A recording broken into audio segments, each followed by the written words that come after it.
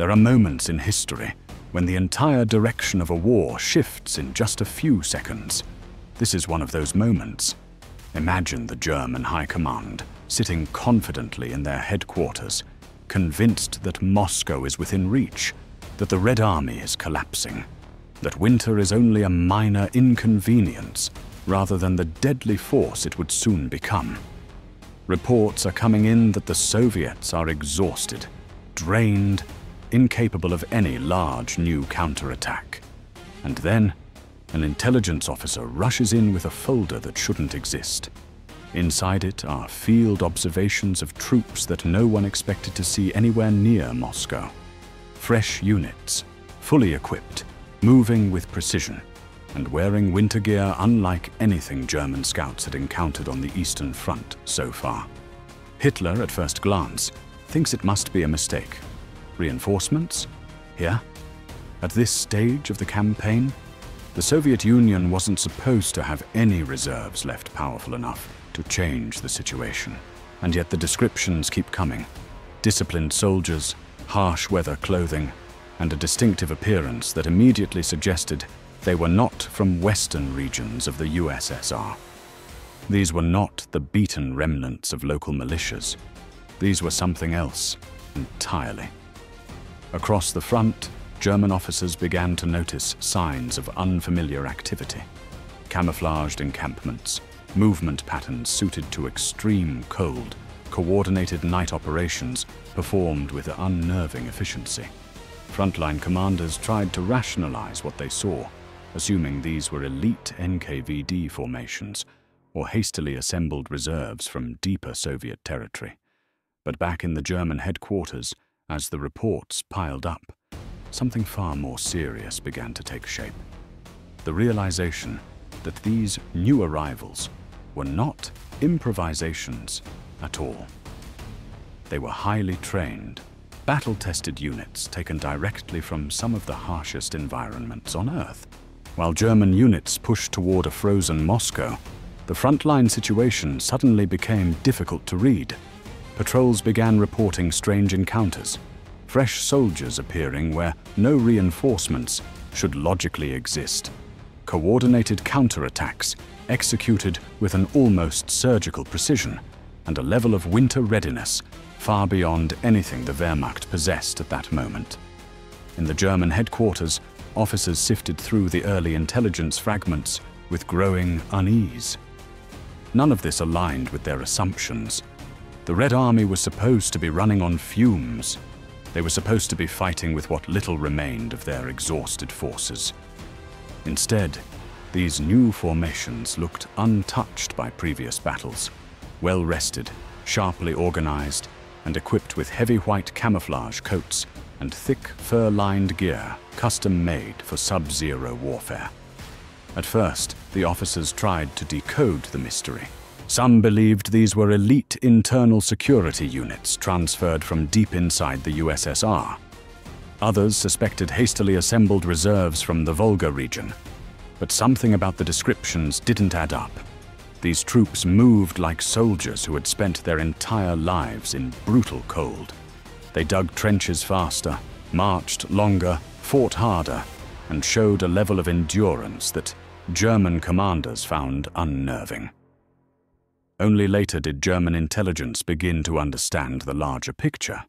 Stalin had quietly shifted entire divisions from the far reaches of Siberia after receiving secret confirmation from his intelligence network that Japan had no intention of attacking the Soviet Far East.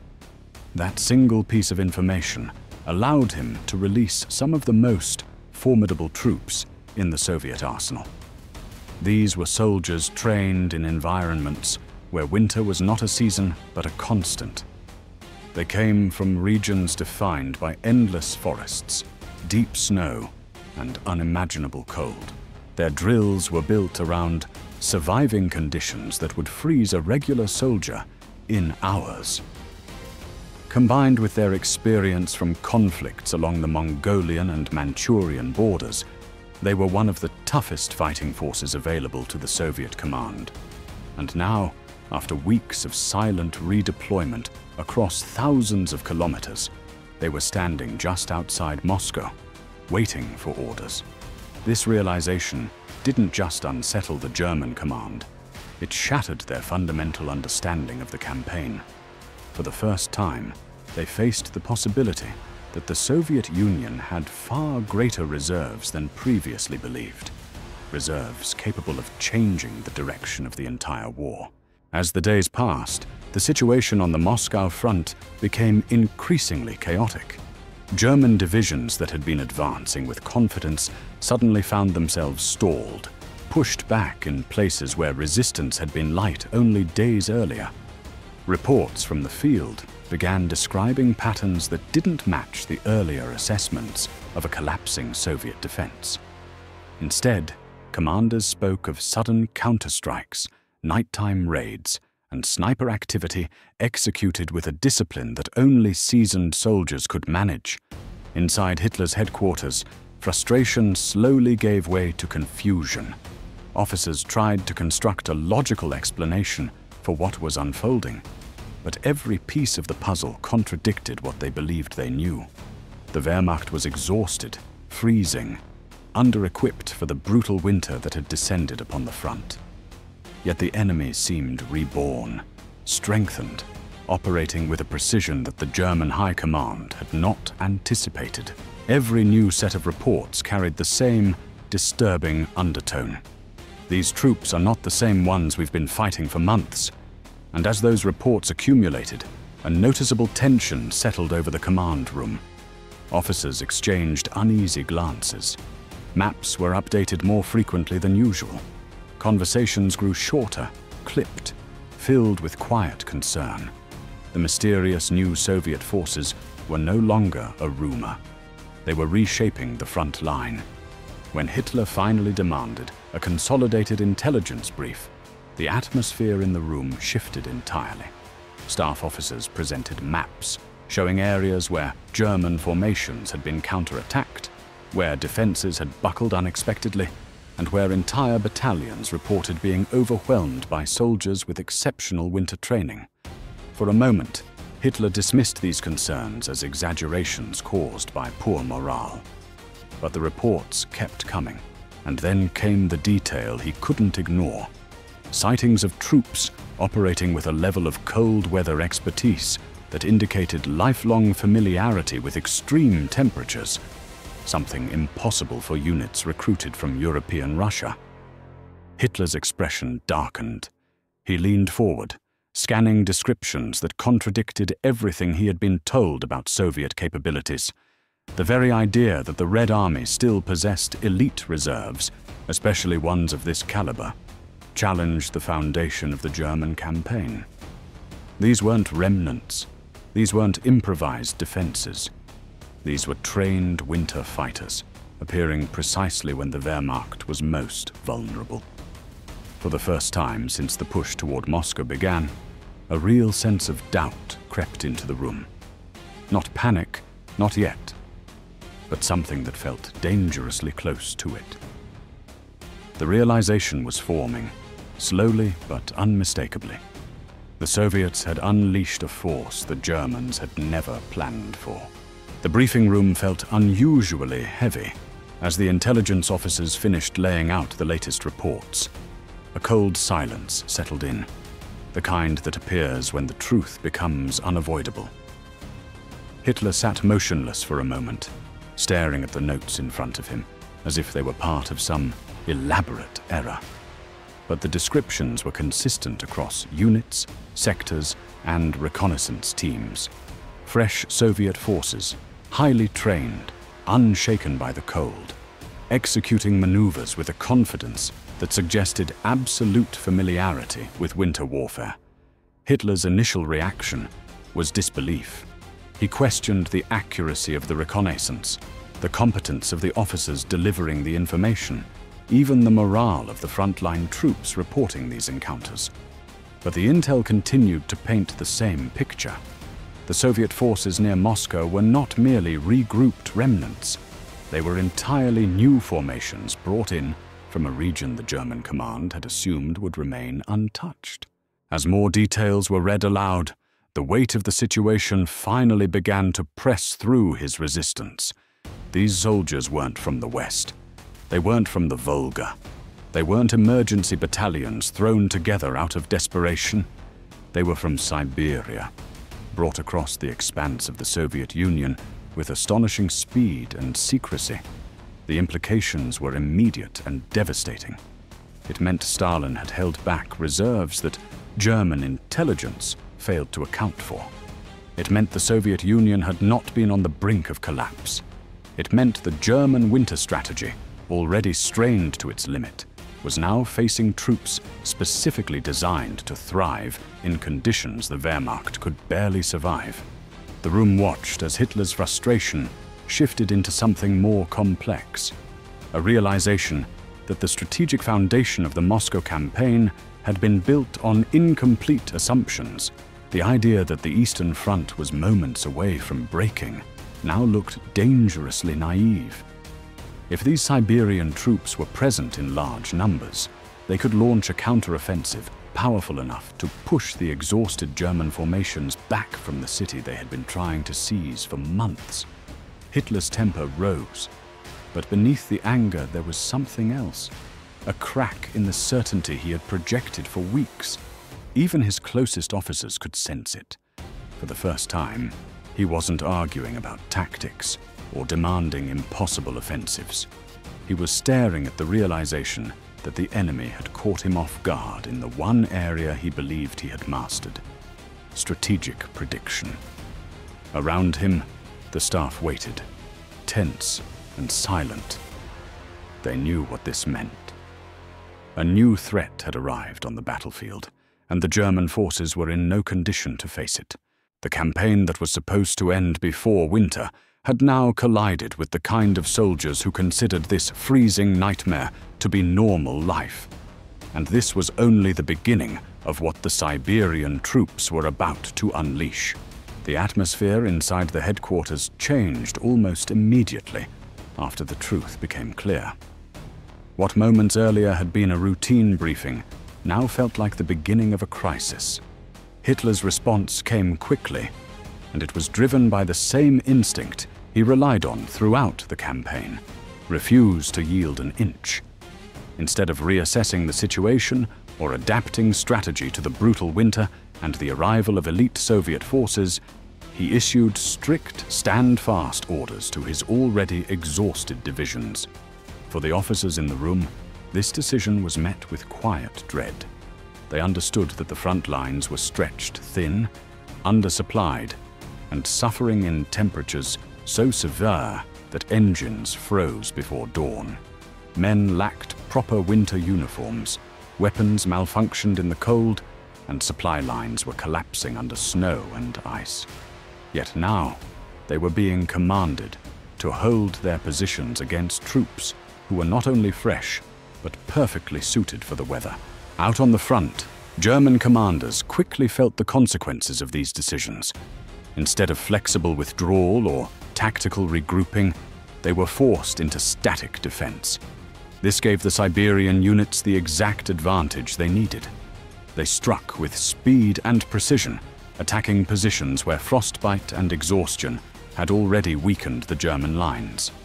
In many sectors, the German troops were too worn down to resist effectively. Reports described how the Siberian soldiers moved silently through snowstorms, using blizzards as cover. They executed coordinated strikes at dawn, their white camouflage blending with the landscape. Some German units held, but others crumbled under the pressure.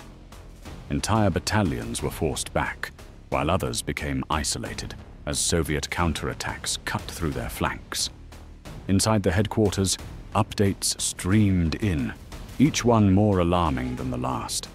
Hitler reacted with disbelief and anger, demanding explanations for every setback. But the truth was unavoidable. The Wehrmacht had run into a force they were never prepared to face.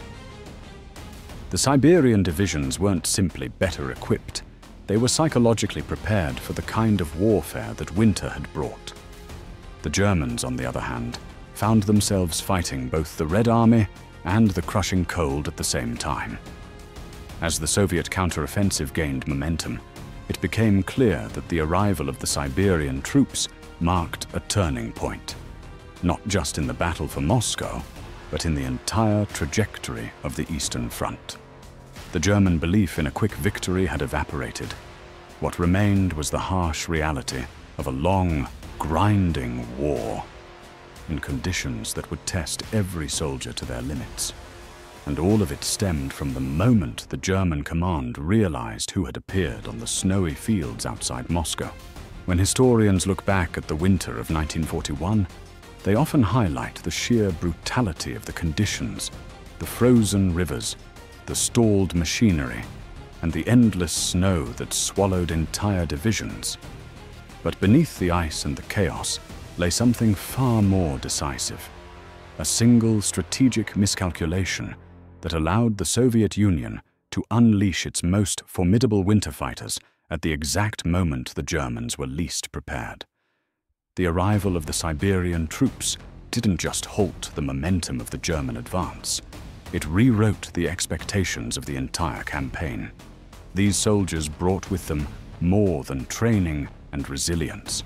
They brought a force that symbolized the depth of Soviet resources, something German intelligence had underestimated from the very beginning. Their presence shattered the illusion of a quick victory and replaced it with the reality of a long, grinding conflict. For the German High Command, that winter was the moment when confidence turned to uncertainty. The maps that once showed steady progress now depicted shrinking positions and unexpected Soviet pressure. And as those front lines shifted backward under the weight of the winter counteroffensive, the impact of the Siberian troops became impossible to ignore. They weren't just reinforcements, they were the warning that the Eastern Front would not be won by speed alone. Even decades later, the resonance of that moment remains powerful. It reminds us how a single misunderstanding, a single overlooked possibility, can reshape the course of a global conflict. The shock of seeing those winter fighters arriving near Moscow wasn't just a tactical surprise, it was the moment when the narrative of the war itself changed direction. And if this story captivated you, if you enjoy uncovering these hidden turning points and exploring the lesser-known threads of World War II history, there's more to discover. Moments like this are scattered throughout the conflict, each one revealing how fragile certainty can be in the face of the unexpected. Stick around, explore further, and consider joining the channel if you want more deep, cinematic stories from the past. There are countless untold episodes waiting to be brought to life. Even after the initial shock faded, the impact of the Siberian troops continued to ripple across the entire Eastern Front. What began as a sudden appearance outside Moscow soon turned into a strategic chain reaction that reshaped both sides' expectations. German commanders who had planned for a final push found themselves revising strategies in real time, forced to adapt to an enemy that now fought with renewed coordination and confidence. For the Soviet leadership, the arrival of these elite units meant something deeper. It wasn't only about saving Moscow, it was about proving to their own soldiers, to their allies, and to the world that the Red Army could recover from the catastrophic losses of 1941 and strike back with force. The Siberian divisions symbolized resilience at a time when morale across the country was at its lowest. Their presence wasn't just military reinforcement, it was a statement that the tide could turn. Across the front, German soldiers began to speak of the winter fighters with a mixture of respect and apprehension. Stories circulated about their endurance, their ability to move silently through blizzards, their skill with skis and winter camouflage. These tales, exaggerated or not, contributed to a growing psychological pressure that the Wehrmacht had never expected to face. As winter deepened, the Soviet counteroffensive pushed farther than the Germans had anticipated. The front line, once a sign of German dominance, now shifted like a slow-moving avalanche in reverse. Every kilometer the Soviets regained felt like the unraveling of an earlier certainty. This moment in history is often overshadowed by later events of the war, but it deserves to be remembered for what it truly was: a demonstration of how information, timing, and the right troops arriving at the right moment can shape the destiny of entire nations. The Siberian divisions didn't simply join the battle, they became the spark that ignited the first major turning of the tide on the Eastern Front. And if this chapter of history left you curious, there are countless other moments hidden between the lines of well-known events. Moments where everything hinged on decisions, misunderstandings, and unexpected reinforcements. Stories like these are the reason this channel exists. If you want to explore more of them, to uncover the forgotten corners and surprising twists of World War II, you're welcome to stay, explore, and join the journey. To truly understand the importance of the Siberian troops' arrival near Moscow, we have to look beyond the immediate battle and examine the effect it had on the wider strategic landscape of World War II. Their appearance didn't just halt a single offensive, it disrupted a chain of German assumptions, each of which had been central to planning the entire Eastern campaign.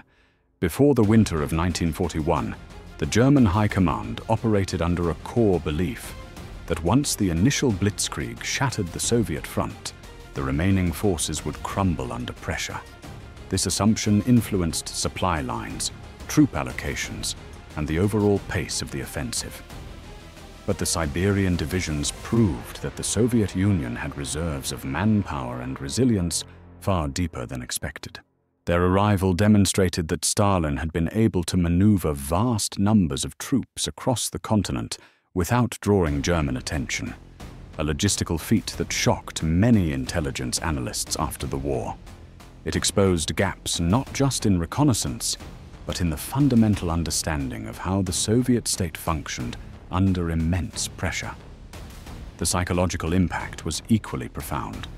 German officers who once believed victory was inevitable began to recognize that the Red Army was capable of reorganizing even under catastrophic conditions. Conversations in headquarters grew more cautious. Operational plans became more conservative. The idea of a quick war, the very foundation of Operation Barbarossa, slowly eroded. Meanwhile, within the Soviet ranks, the Siberian troops served as living proof that the Red Army still had elite formations to deploy. Their confidence, discipline, and winter readiness gave frontline soldiers a morale boost that cannot be measured in numbers alone. They became a symbol that the harshest period of the war could still be met with strength.